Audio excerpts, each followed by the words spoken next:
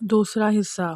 وہ سامنے کھڑی ہوئی تھی، دوپٹہ اس کے سر سے ڈھکا ہوا تھا، اس کے بال چٹیاں سے نکل نکل کر اس کے حسین چہرے پر بکھر رہے تھے۔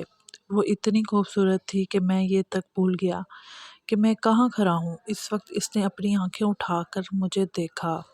اف، اس کی آنکھیں گہری سیاہ مگر اس قدر اداس۔ شاید جس کے ساتھ آئی ہے وہ بہت بیمار ہے، میں نے سوچا۔ جیسے کہ میں نے شروع میں کہا، لوگ دور دور سے اپنے مریضوں کو لے کر اس مزار پر آتے تھے اور جن کے لیے روز آنا جانا ممکن نہیں ہوتا وہ یہیں رہ جاتے تھے۔ وہ لڑکی شاید کسی دور کے شہر سے یہاں آئی تھی، اس لیے 3-4 روز سے یہیں مقیم تھی۔ چند لمحے ایک دوسرے کو دیکھنے کے بعد ہم دونوں نے آنکھیں ہٹا لیں۔ میں تیز تیز قدموں سے گھر کی طرف بڑھنے لگا، قدموں سے زیادہ تیزی سے میرا دل دھڑک رہا تھا۔ یہ لڑکی، مجھے لگنے لگا مجھے اس سے محبت ہو گئی۔ اس رات مجھے نیند نہیں آئی۔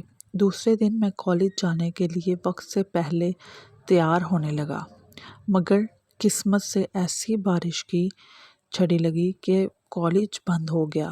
میں تو شدید بارش میں بھی گھر سے نکل رہا تھا، مگر میرے کمبخت دوست نے فون کر کے کالج بند ہونے کی اطلاع کر دی اور فون اٹینڈ بھی والد صاحب نے کیا، تو اس وقت تو گھر سے نکلنے کا سوال ہی پیدا نہیں ہوا۔ بارش تھی کہ بند ہونے کا نام نہیں لے رہی تھی اور میرا دل برا حال تھا۔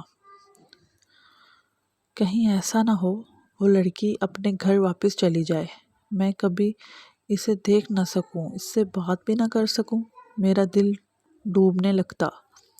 نہیں نہیں، کچھ بھی ہو مجھے اس سے بات کرنی ہے، اس کا پتہ ہو سکے تو فون نمبر لینا ہے، میں نے پکا ارادہ کر لیا۔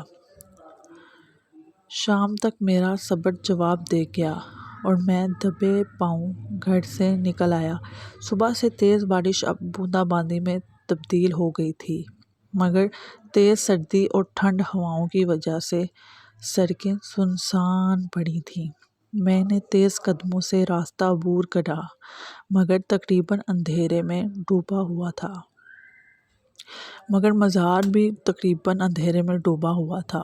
لائٹ گئی ہونے کی وجہ سے گنتی کے چند چراغ جل رہے تھے، ورنہ تو اس قدر چراغاں ہوتا کہ رات بھی دن محسوس ہوتی تھی۔ میں نے اندر نظر ڈالی، کچی زمین بارش کے پانی کی وجہ سے کیچڑ بنی ہوئی تھی، سرخ اینٹوں کا فرش دور تک خالی پڑا تھا۔ میرا دل بیٹھنے لگا۔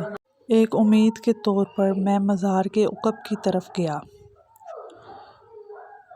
میرا دل رونے کو چاہنے لگا، تو گویا وہ چلی گئی، وہ واپس چلی گئی نا۔ نہ میں اس سے مل سکا، نہ میں اس سے بات کر سکا۔ رنج میں میرا برا حال تھا۔